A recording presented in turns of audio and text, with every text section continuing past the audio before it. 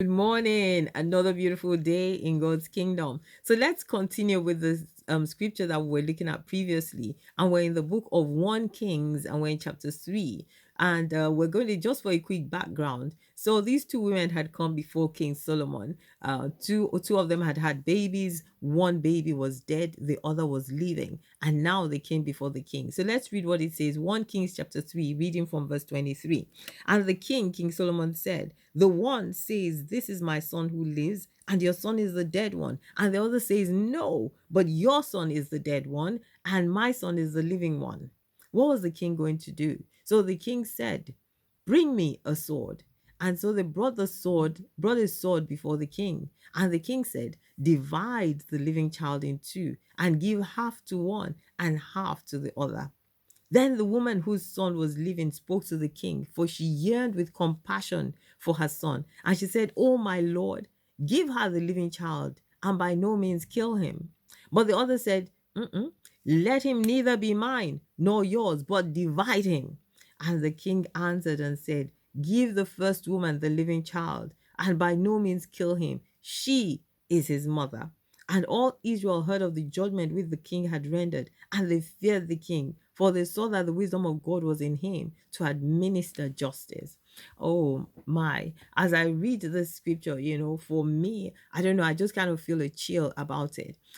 This woman that said, kill the living child, she said, divide him. The king said, okay, you know what, let's divide this child. Let us solve the problem. Very simple. We give you half a baby and you have half a baby. But you see, the woman who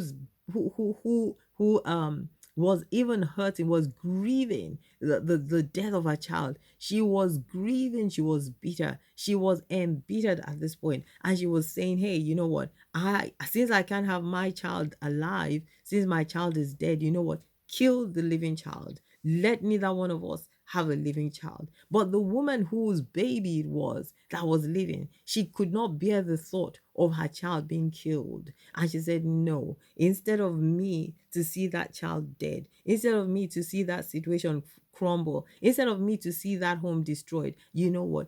Give that woman, give her the living child. I would rather see that child alive and well in another woman's home than see that child dying and dead, with neither of us having the child. And you can extrapolate that, translate that to any kind of situation that we face. You see, the woman whose baby was dead, and who wanted the baby killed, wasn't, I'm sure that really, perhaps from the depths of her heart, didn't really want it, but because she was hurting.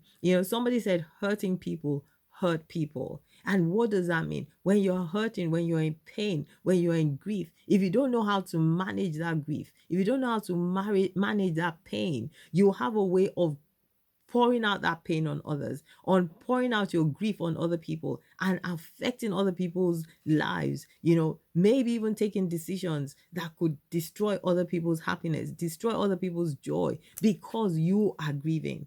And that is why when we have a situation where we're in pain, where we're in sorrow, sometimes what you need to do is to take a step back and allow the Spirit of God to heal you. Allow the Spirit of God to heal you from the inside. Surround yourself with people that can speak life into you so that you can recover from that grief, so that you can deal with that grief, deal with that pain, deal with that sorrow, and come out of it, a stronger person, not an embittered person. Come out of it as a person that is able to show compassion to others who will go through the same thing that you've gone through. Hmm.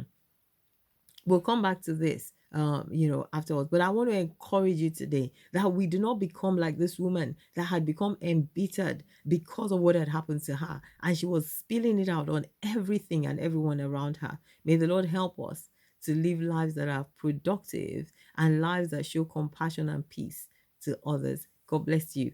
Have a beautiful, amazing day.